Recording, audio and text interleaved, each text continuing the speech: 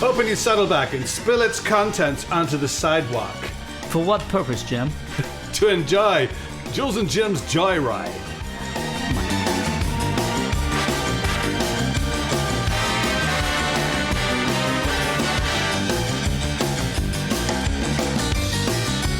Well, if you're all seated comfortably. I am. Good. Well, our guest today entered our recording van like a gentle summer breeze tenderly caressing a field of wheat. Yes. Like an early morning delivery of soft bread. Yes. Are you interested? I am. Intrigued? I am. I agree with you. Everything Our you guest said. today is the most magnificent Lolly Adefope. Hiya. Lolly, very nice to have you Thanks here. for I having nearly me. called you Loddy. Loddy. It's a mouthful. I love that name. I'm going to call my next child Lolly, I think. Yeah. It's a good name for a child or a pet, I think. Yeah. Or a friend. Or a friend, or a human being. Yeah. So this is very vaguely about transport we chat. But before you came here, we were It's just... getting even more vague, really, isn't it? It is. I mean, it's so tenuous, the link between any form of transport. Started off, we were talking to guests about lorries and so forth, and now it's lollies. Lolly Adefope, yeah. But we were talking before that, just you came, about what we were having for breakfast. Mm-hmm. And I was, as an example of the sort of thing that was like unacceptable to a lot of people, I said like sugars on your potato. And you said, "Oh, I quite like the sound of that." Sounds nice, yeah. Yeah. Any other? What would be your if we could rustle up any dish for you now? What would you like us to bring you? I quite like a sort of bacon French toast, sweet and salty Oh, kind of situation. I Yeah. could probably eat that at any time of day. yes. That's quite an American approach, isn't it? I know the Americans do tend to put sugar on everything. Sugar Yeah. and salt. Yeah. A lot of sugar. But I don't like sweet and salty popcorn. No, Because not that's do I. just sort of dry. But when it's, bacony and some wet bread, that's Oh, quite nice. I think. oh, lovely. But the American breakfasts. Now let's talk about American breakfasts, because that you do tend to get. I ordered some pickled fish in Times Square. Well, hold on a minute. Can we just stop you there? I don't think that sounds. I don't know about you. Have you had breakfast in America, Lolly? I think I've had brunch in America. But I don't. I'm imagining pancakes yeah. and all of that, or eggs over easy, not pickled herrings. And Yeah, what time is this as well? It was about 9 a.m. Wow. But pickled herrings, yes. But I got 27. I counted them and separated them on the plate just to make sure I wasn't seeing things. But 27. And I thought, that's just too many pickled herrings. And I do like pickled herrings. In fact, when I was on a ferry going from, I think, maybe Sweden to Denmark, I had the best breakfast ever, which was a lot of different types of pickled I herrings. don't think I ever had herring. Oh, it's quite. I'm quite fond of a herring. I feel actually like I now. probably would like it. Yeah, I get jars of them in the supermarket. And how about? Are you a traveller? Because we do vaguely talk about travel. Do you enjoy travelling? I travel for work and not much else, but I feel like that is kind of my travelling because I get to reap the rewards of seeing the world and not having to organise it myself. Someone else organises it. Are you a tourist? Would you, if you were say you were filming in Paris, would you go and see the sights? If I was in Paris, yes, because I've been to Paris before, and so I'm slightly confident that I can walk around and know a few words. But I feel like if I was in a country I'd never been, I would be a lot shyer. Or if someone else was there who could guide me around, I'd be up for it. But I don't have the impetus to just look it up myself and buy the guide. I mean, Yeah. I used to when I was on tour. I used to buy guidebooks for every city in advance. That's such a good idea. Well, yes, except that my suitcase was so heavy because it would have all these books. Nowadays, it's all on your phone. Yeah, exactly. You can just go to your Yeah, phone yeah. and what's of interest, sites of interest, and Yeah. I'm scurrying around the museums, and popping up the monuments, looking at the views. Yeah. Do you drive? I don't drive, Yeah, but I grew up in London, so You don't need to. Don't need to, But yeah. you said, do you get a bit shy when you, for instance, if you're in Paris, shy of not getting the language right? yeah, not in Paris because I obviously did GCSE French. I got an A star, but if So you I can was speak somewhere French? else, yeah, a little bit. Because what I tend to do is I'll get into a taxi and I'm trying to ingratiate myself and be nice to the French taxi driver. Yeah. So I'll say, "La Tour Eiffel, s'il vous plaît." or "La musique dulce, s'il vous plaît." And then what I find is then they'll reply to me believing that I can speak French and I can't understand a word. Yes. Sure, yeah. Or sometimes you'll say it in French and then they'll reply in English because they think that your French is so bad. That's right, and they're just trying to show you what a dir you are. Yeah. I was in a taxi with my father when I was 14, the first time I'd been abroad in Paris, and my father was trying to do the same thing, have nice chats in French because he could French. Oh, monsieur, like I don't know what he was saying, things like the weather's nice in Paris, or whatever it was. And we got to this little sort of cafe where we were going to have our dinner, and then the taxi driver turned to him and in English said, "I think Monsieur's better off using his mouth for eating than he is for speaking." Wow. Blimey. And how about showbiz journey? Where did you start? When did you first realise that you thought that sort of you acting and things like that might be something that you would be? I think when I was a teenager, I wanted to be an actress because I watched lots of British comedy when I was younger, and would do lots of impressions of the stuff that I'd watched, or just like come into school the next day and repeat all of the jokes from watching like Peep Show the night before, but didn't know like how to do it or like what route to go down.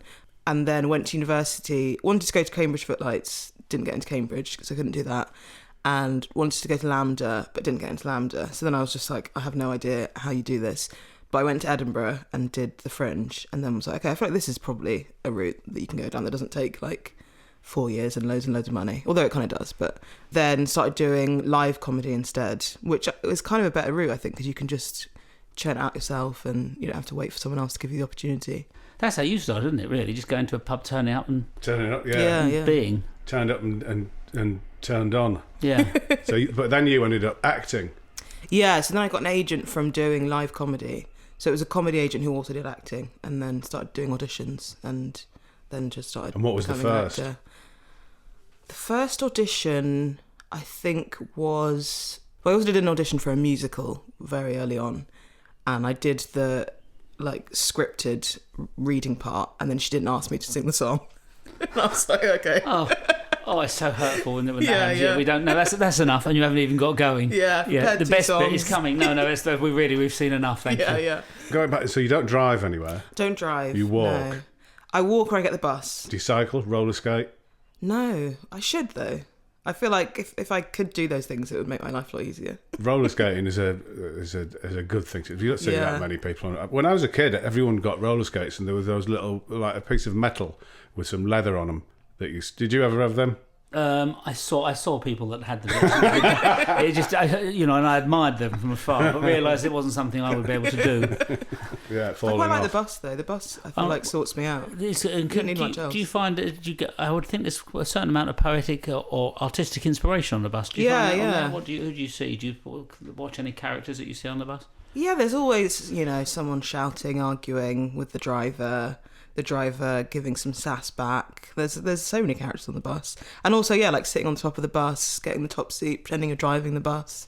There's so much you can do with a bus. Do you mean sitting at the top seat at the front so you can pretend to drive? I like doing that. Yeah, exactly. Yeah, and I don't get car sick on a bus for some reason, even though I get car sick in a normal car. Are the bus conductors still?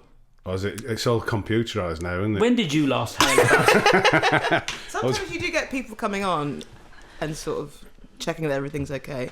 Maybe that is the conductor. Somebody with, that's inspectors, isn't it? Oh yeah, that's an inspector. Not a bus conductor with his little iron machine. I like the trouble with buses. I think I don't know where you stand on this, Lolly. Is this that they're old buses? And I'm not a big person for nostalgia. There's lots in the present day that's much better than it was before.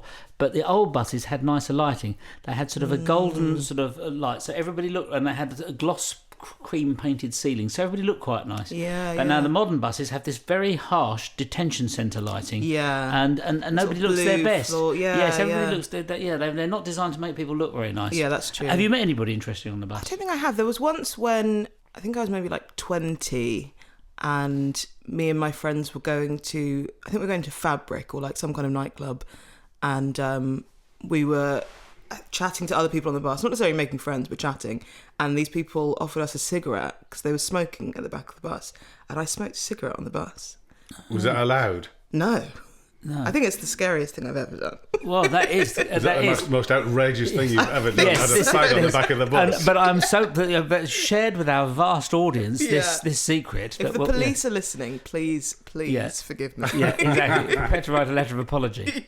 I remember on buses, you used to get the grooves down the middle on the old buses, which are always filled with dog ends. That was the good old days. Yeah. Yeah.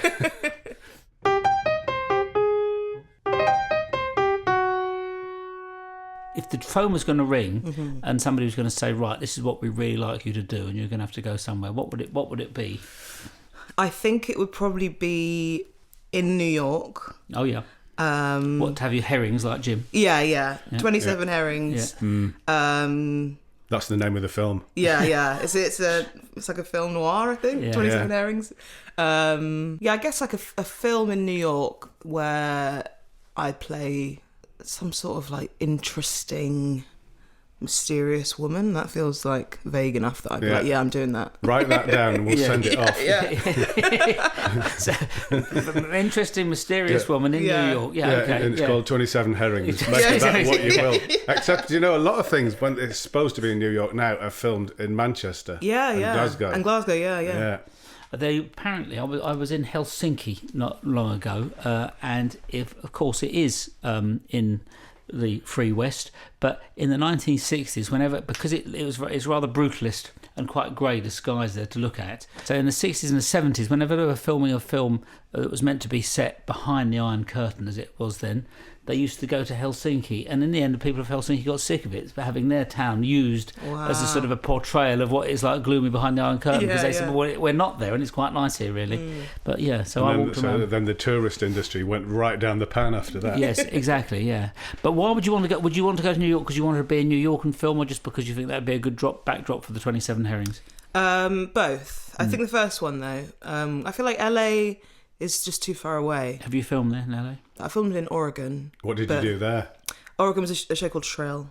Yeah, in Portland. That's where it's set, because I've seen it. It looks fantastic, that show. Yeah. See, now there's an example. See, that show, the background is as much part of it. Yeah, because it's such huge hills and mountains. Yeah, It's like a sort of a travelogue of this unbelievable place. That's where it is, Portland, Oregon. Interesting. Yeah. Do you do what I do, which is whenever, and maybe I'll ask this to both of you, but whenever I go anywhere, I imagine for 5 minutes I'm going to live what it would be like to live there, and I think, well, I could live in that house. No, I wouldn't like to live in that house. Yeah. And then in fact, I imagine what my life will be. I do that the whole time I'm there, I think. Well, anywhere. Yeah, exactly. I do. I'm pleased you do that. Yeah. And then do you, like me, do you eventually conclude it would actually be really inconvenient to live thousands of miles from home? Yeah. But you go through the whole process. Yeah, like if I had to, I guess I would live there and not there. Yeah. I do it in London, to be fair. When I'm walking around London, I go like, I'd live in that. I wouldn't live in that house. And then you see someone coming out of it and you're like, so I wouldn't live in your house. Yeah, exactly. Well, because look at the traffic. Yeah. Oh, you're right next to a bus stop. Well, when you see him coming out of the house, you could always break in and have see how it feels. Break in and have a little live. Yeah, just live there for half an hour and no, it's not as good as I thought. Yeah. Are you keen on London? Do you walk around London much? Yeah, I love London. I feel like I'll never live anywhere else. I say that now and then. Who knows what will happen. But where did you grow up in London? I grew up in Sutton, which people think is not London, but it is London. It's Zone 5, London. Yeah. It's got red buses, and London Borough of Sutton. Is that near Hampton Court? Yeah, kind of. I went to Nonsuch High School for Girls, which is like Nonsuch Palace. And, so it's all kind of tied in together. That's a great name, Nonsuch Girls School. People think it's made up. Nonsuch School for Girls. Yeah. That is a great name, yeah. What was the boys' school called? There wasn't a boys' school, weirdly. Never ever. They didn't have boys in Sutton. Have you ever been there? I have, actually. Yes. I said that in quite a boastful way. Yes, I've been to Sutton. Yes. Thank you very much. Yes, I'm not as common as you think. My friend, Neville Dickey, ran the Sutton Jazz Club, which was very it was great, but it was all the elderly jazz musicians would play, and it was a really nice night out, and you got fish and chips and a can of beer, and it was nice in the Sutton Town Hall or somewhere. No, where was it? It was in a big sort of hall in Sutton. Yeah, maybe the St Nicholas might have been Centre or Sutton Playhouse, maybe. There's a few of them. When you were a kid, where did you go on holiday? We went to Paris a few times. Nice. We went to Nigeria. My family Nigerian. Whereabouts? A place called Odogbolu in Nigeria. Yeah. And what was that like as a holiday place? And what sort of age were you? I guess like spread out from maybe like 10 to 20. We went like every few years to Nigeria.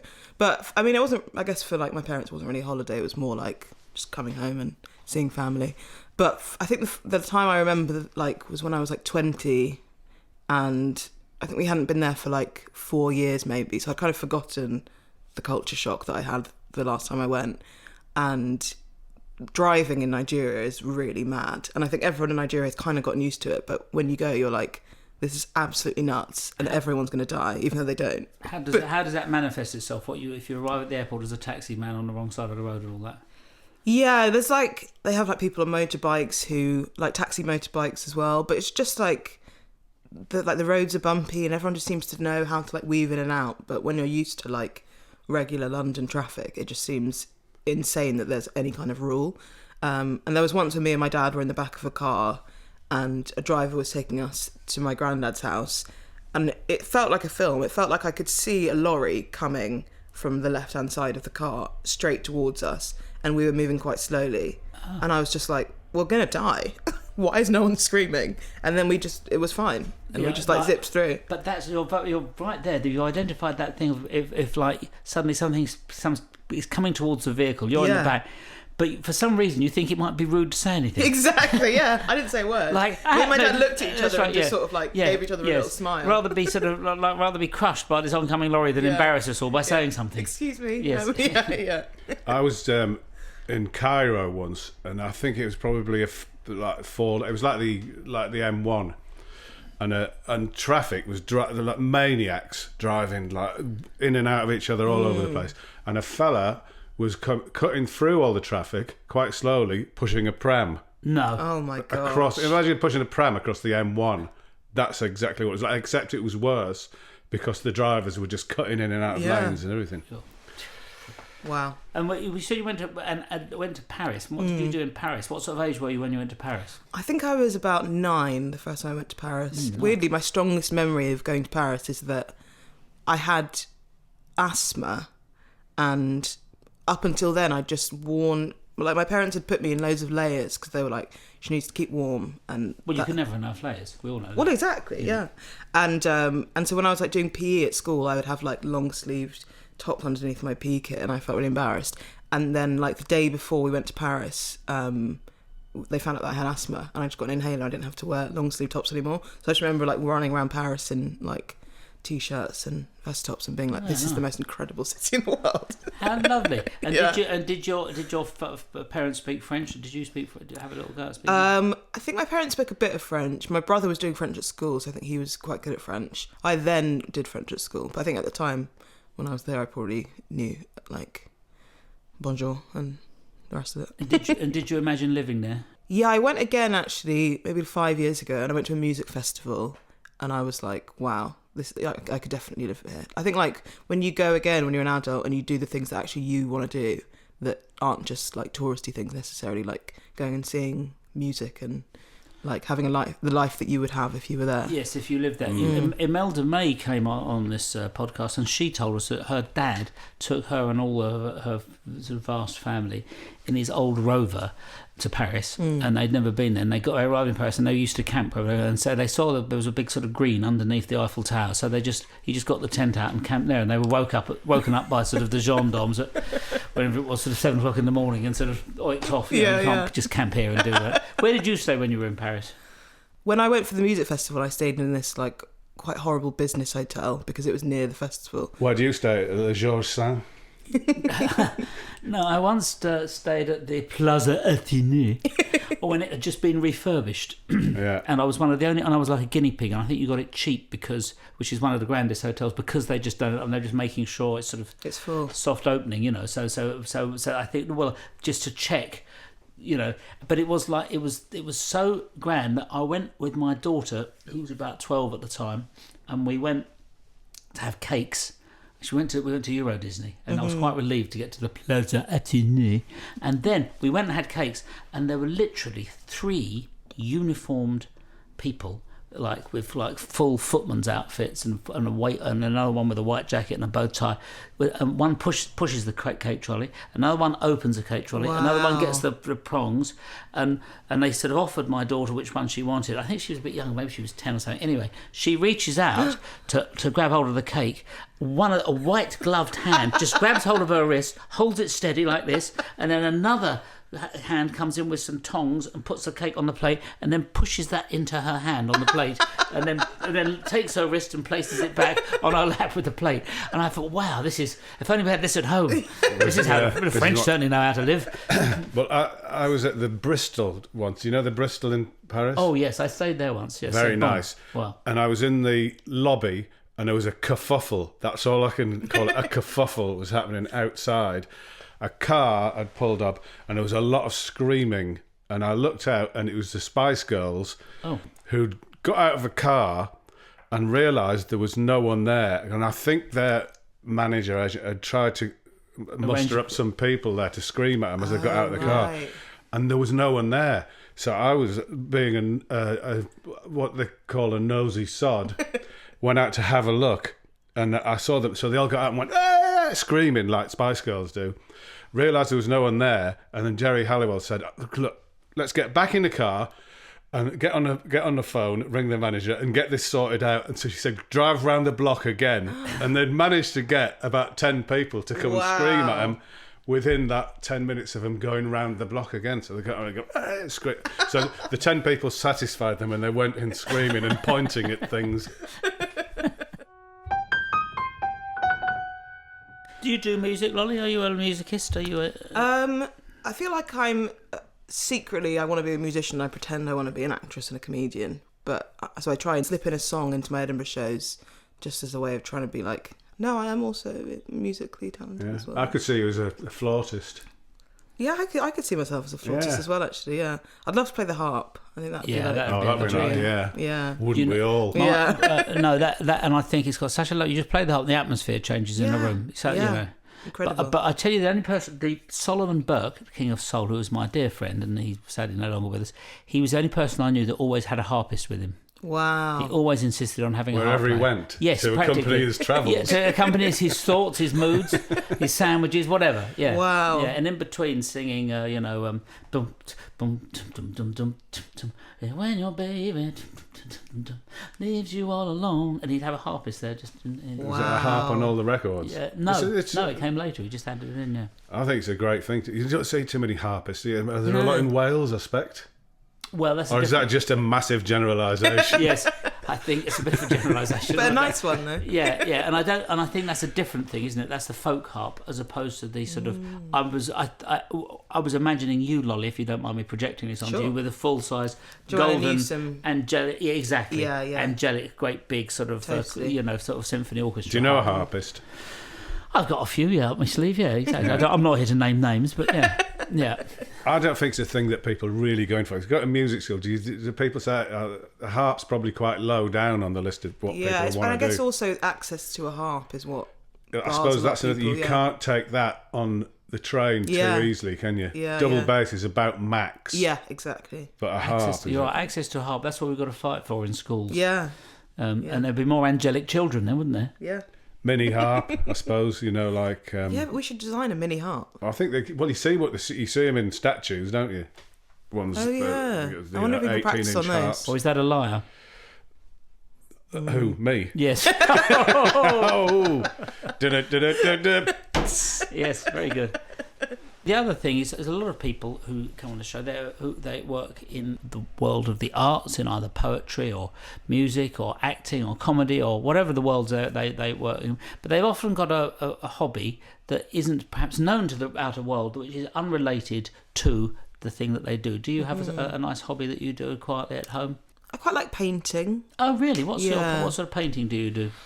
I'm not a very good painter, but I like choosing colours and matching colours together. So I did a painting for my friend. My friend did an exhibition for, I think it was for Calm maybe, and I did like a drawing that was kind of a self-portrait, but kind of abstract and a bit, I want to say Van Gogh, but obviously not as good. And probably better. Probably better, yeah.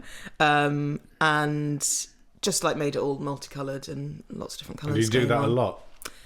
I did it a bit in lockdown. I haven't really done it since. Now that You didn't go to art school or anything? No. I wanted to. I did art GCSE and got an A star. Were you good there doing that?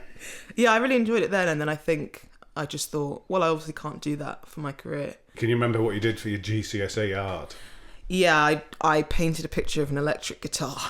Oh, nice. Did you? Anybody's in one? Did it belong to anybody in particular in your imagining? Knowing me, it was probably from Google Images, probably. But I think I remember thinking that it was a really amazing idea. That would be a great name for a band, Google Images. Google Images, yeah. You'd look them up and you'd sort of, wow. What did you do? I tell you what I did. I did I did two things. One of the things I did in art was I made with my friend. We made a giant packet of number 6 cigarettes. Wow, we thought that's if we cool. explode something, it would quite because it was this. But it was all the charm of it was no computer graphics. We sort of painted it, and so it looked all a bit sort of cheesy. So was it a model? It was a big model. It was probably 2 foot by 3 foot maybe. Or that's how I imagine it. But I was a bit smaller then, but not that. Anyway, but it was a big, like a giant packet of cigarettes. We were going to try and make it so the top flipped open. You could have giant cigarettes, but it didn't. I can't remember what it. And then we made a tin of Tizer to go with it, I think, or a tin of something big to go with it, which we made out of a waste paper basket. And we thought we were really pleased with ourselves. Yeah. We didn't really. But I don't think anybody wanted it really. No, I wonder. It might be there somewhere now. What happens to all the art? Well, I don't know what happened to your electric guitar. Yeah. Have you got it? I don't have it. No. Someone's got it. Someone's got it. I made a model of a Saxon king out of clay, and it was so awful. I spent a long time on it. It was just getting worse and worse. So I pummeled it. I beat it to a pulp with a stick. And it as an art performance. No. I just thought I was disgusted with it. Yeah. I thought I can't present this, as something that I consider good. So I beat it up, and it turned into something magnificent, but very abstract. How lovely! I should say, actually, the art teacher said I was talking too much to the person next to me when we were then supposed to be painting something, and he came around and he hit me over the head with a piece of wood and said, "More art, less talk." I thought that's an interesting thought. That was a tough. Yeah. We had a very laid back art teacher who was let us bring records in. Yeah, I was about to say that's the key, I think. And he was very free and easy with his comments as well. He said, "I painted this Disney scene at home in my flat the other night." He was quite young. And he said, because I had a dream that these Disney characters were flying in through my window and like hovering above me on my bed. Oh. Years later, I thought, there's probably some drugs involved here. But at the time, but when you're 11, I thought it was just a magnificent dream. Yeah. And here's a message from our sponsors.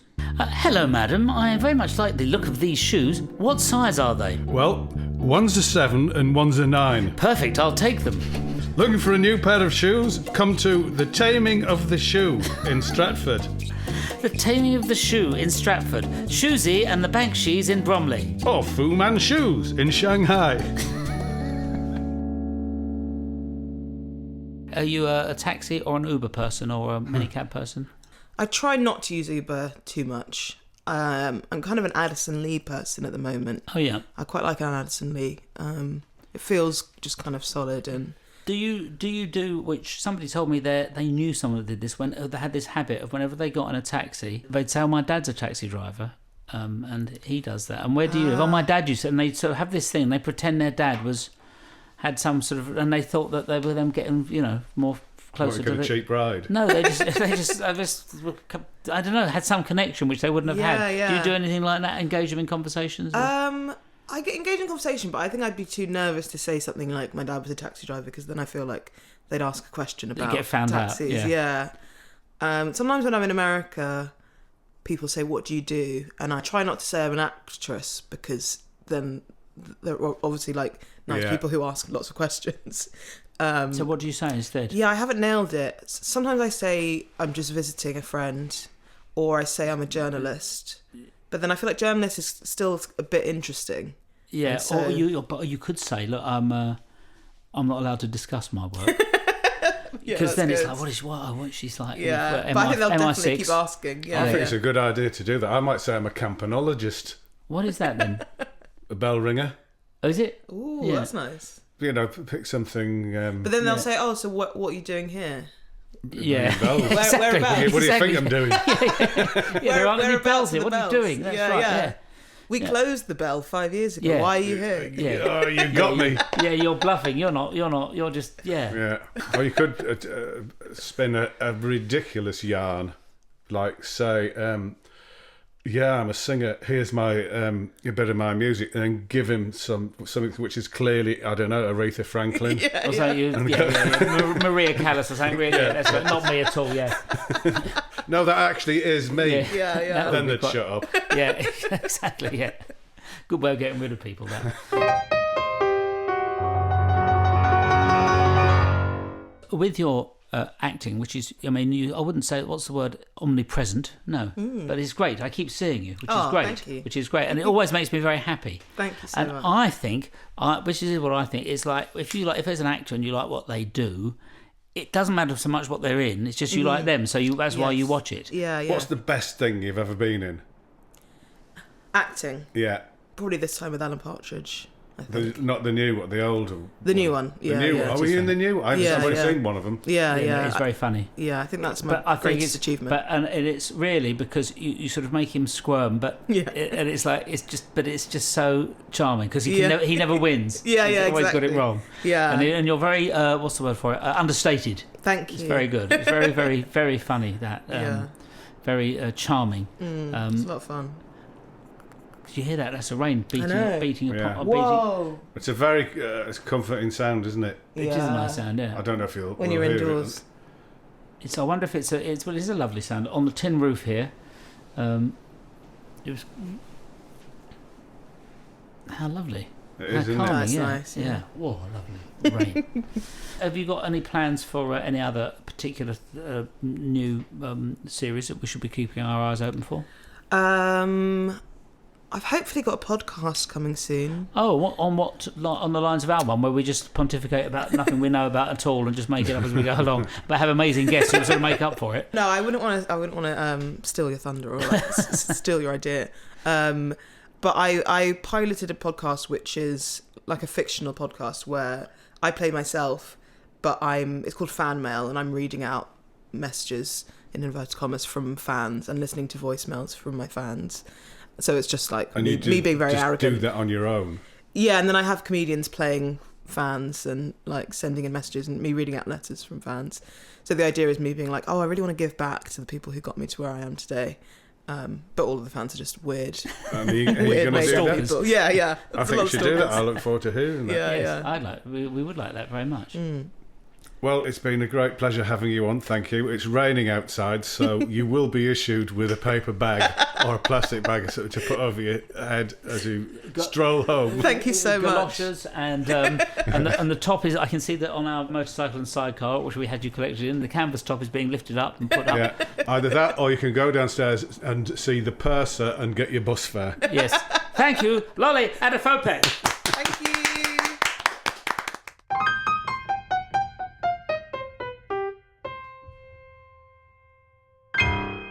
Well, there goes Lolly in a motorcycle and sidecar. Yes. Being interesting, the motorcycle is being ridden by Kurt Russell. Nobody would have thought that, would they? I didn't even think that till it came out of my mouth. This podcast was produced and edited by Molly Stewart. Sound engineers were James Stewart and George Latham.